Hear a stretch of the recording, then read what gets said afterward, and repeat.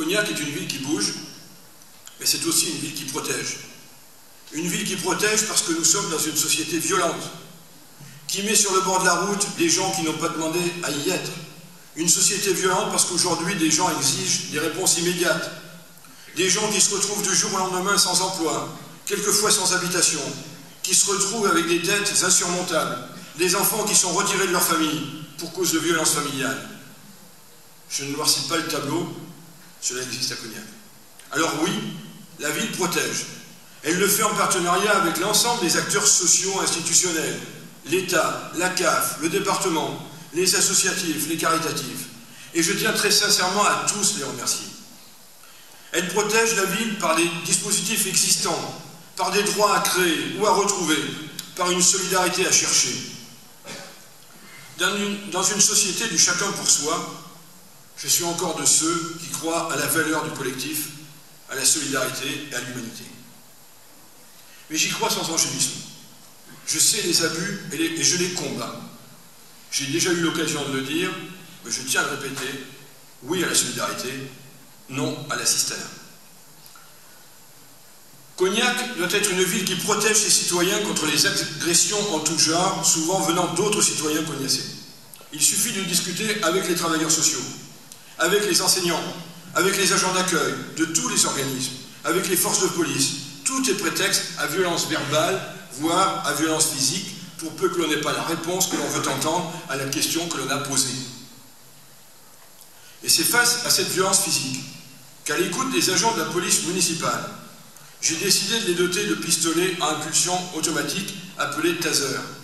Ils en seront dotés dans le courant de l'année.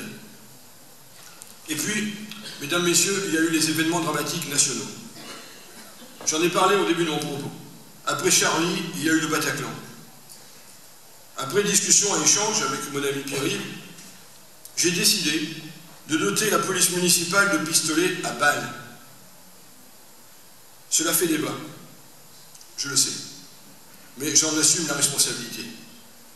Je préférerais une société qui n'en serait pas là, où les gens vivraient en parfaite harmonie.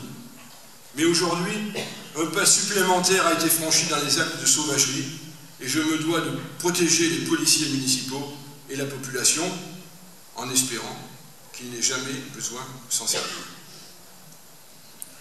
Je l'ai déjà dit, mais je le redis publiquement, ils auront la même formation que les policiers municipaux, la même.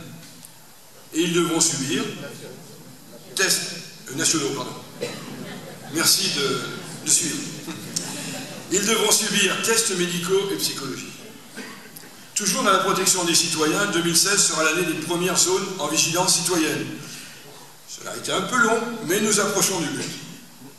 Là aussi, cela se fera en concertation obligatoire avec la police nationale, et je salue Frédéric de Vargas, et je voudrais ici saluer le travail en commun qui est mené depuis la présence de Patrick Voluet à la tête de la police municipale, avec la police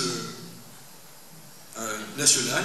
Je voudrais remercier les deux polices et la gendarmerie, et je salue le commandant équipé, même si la ville n'est pas le périmètre de la gendarmerie, je voudrais les remercier pour le travail qu'ils ont mené, après Charlie et après le Bataclan. Leur présence a rassuré la population et les organisateurs de manifestations. Mais fort heureusement, Cognac n'est pas devenu un cas retranché. Ici aussi, on fait la fête, on va au concert, aux compétitions sportives, on vit, tout simplement. Oui, heureusement, sinon ce seraient les sauvages qui auraient gagné. Et c'est bien ça, ce qu'ils voudraient.